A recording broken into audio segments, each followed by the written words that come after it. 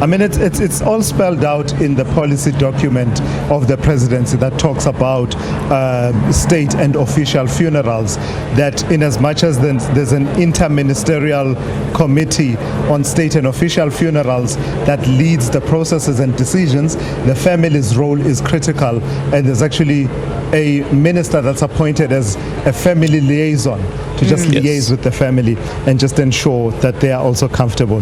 But let me, if you don't mind, let me switch the conversation a little bit as we watch those visuals that are coming through from Barberton at the same time. Seeing Ronald Lamola in interaction with Tumelo there just reminds me of a theme we touched on a bit earlier on Mfundo. That theme of falling out, almost becoming enemies, and then later on a reconciliation. So the late former Deputy President, David Mabuza, at some point was just inaccessible, was not someone who would give interviews easily. And there's a point in 2017, early in 2017, this is the most sought after interview at this point. And suddenly you get a call from Ronald Lamola, says, "Are you sure you want this interview?" And I say, "Of course I do. What are you talking about?" Says, "Get yourself to Bushbuck Ridge tomorrow at this time. It might happen." And that moment of confusion, Mzwai, to say, hang on, what, I thought I understood my politics. I thought these two don't get along. What's going on? And the interview happens. And where I'm going with this story, Mfundo, is a lot has been said about former Deputy President, the late now David Mabuza, and his enigmatic character, a closed book, as in this is someone who's been in public life, but you don't really know him. Yes. And I wanted to reflect on that interview because it was about 45 minutes to an hour. Very rare at that point to speak to him. Of course, subsequently gave a lot of interviews. But I can tell you now, I didn't get much from that interview. True to form. He was playing his cards very close to his chest. And Mzwai, what I think I got out of it, though, was sort of to understand that he didn't mind being an enigma. I think he preferred it that way. And I think he liked it when we guessed who he was, what next step he was going to embark on. Talking about seeking an interview, the whole term as the Deputy President of the Republic, none of us were able to get the interview. I can tell you, obviously I'm not going to divulge some of the tactics I used, which obviously tried to get to speak to him. I couldn't. Sometimes I would speak to him personally to say, "Mr. Deputy President, we just need to understand your frame of mind, where we're going with this." And then he would say, "No, don't worry, just speak to so and so, let's see." But it would never happen. So I was never able to get that interview. And not only me, and I'm talking his tenure as the Deputy President of the Republic. Tell me one media house that had a proper sit down with him. I'm not talking about the quick sound bites on the streets. It was very difficult. And I think that label of him as an enigma, it probably worked for him. Yeah. It really did. I think it did almost strengthen him, because the fact that many people didn't get to know what he was thinking allowed him to almost act and leave everybody surprised. Then it doesn't give you enough time perhaps to respond to that action, I suppose.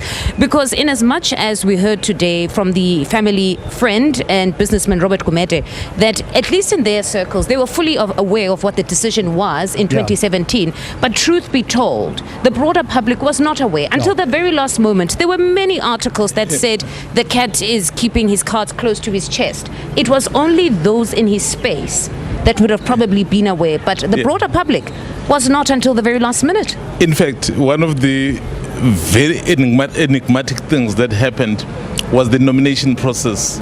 The nomination here in Mpumalanga. Remember, when we already knew who were the candidates, it was President Cyril Ramaphosa, Dr. Nkosazana Dlamini Zuma then, who were candidates. So when delegates went to nominate, those were the names we were expecting.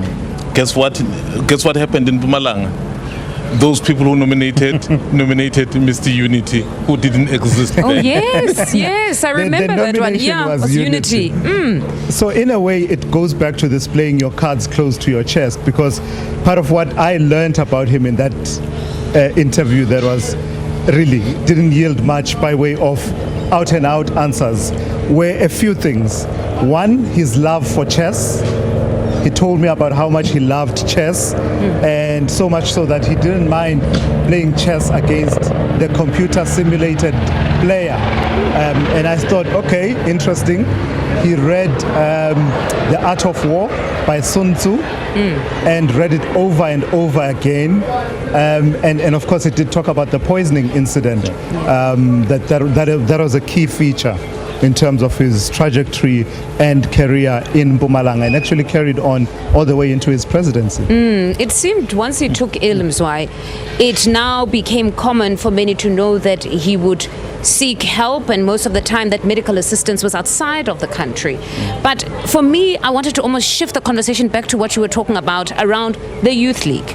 We remember that still in 2017, the Youth League played a very strategic role in his rise to national office, because many of us who would remember the Youth League in this province, in as much as he was close to the Youth League, it was the Youth League of Sasekani Manzini, Desmond Muela, Puluso Mbatsani. Those were the ones that it seemed had galvanized support to take him to that highest office. Absolutely. Before I get into that, so that I don't lose this point about him being fond of chess in terms of his approach to politics, who comes to mind in terms of politics currently? Someone who wasn't here. Someone who wasn't here, and someone who, by the way, was very instrumental in terms of his politics as well in this province, former President Zuma. So at some point they were very close, and you look at how the former deputy president approached his politics, loving chess, and how you move around in terms of engaging with a number of activities. So there's a lot of similarity, but interestingly, fast forward to today, I mean, you would never have guessed this. No, absolutely. 5, 6, maybe 7 years ago, that things would turn this way. Somehow, politics is politics. The reconciliation never took place, it seems, or it's whatever we can attribute this absence to. But you are right when Thulasizwe Mzwai talks about the similarities beyond the chess, just being people that are in touch with ground forces. They always took politics not from the top, but to interact with the source. These are the people that will elevate you to the highest positions, and they never neglected those ground forces and made sure that that is the support base you want if you want to continue in politics. It's understanding that, as they say in the ANC, the power is in the branches. So if you make sure that as leader of the province, as chairperson, you build strong branches, but not only build them and be disinterested in their alignment and their understanding of political dynamics and where the party is going. No, you remain interested and ensure that their understanding is your understanding. It will take you far.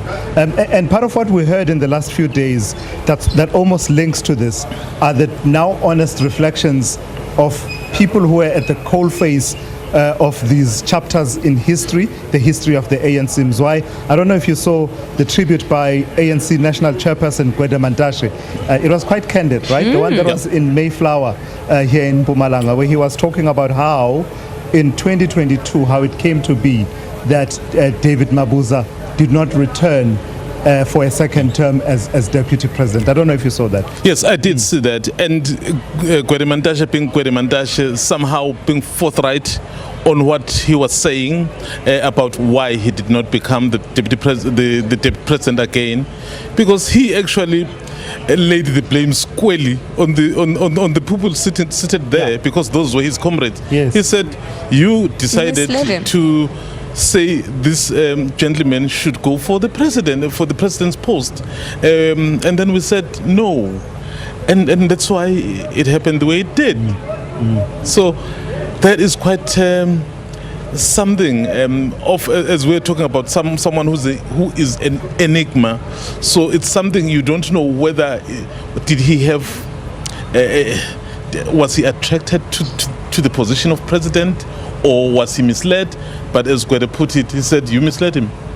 It would be interesting to delve deeper into that, because the character that some have described here was of a very patient man that would wait for his turn, that beyond the premiership of Matthews Posa, It was not their turn as PEC members Ndaweni Mahlangu came. They have always said that he was instrumental in ensuring that the branches actually endorsed him. He became chair after Ndaweni Mahlangu. It was then Thabang Makwetla again. These PEC members were waiting for their turn. And it was only in 2008 then that it goes up against Lassie Chiwayo.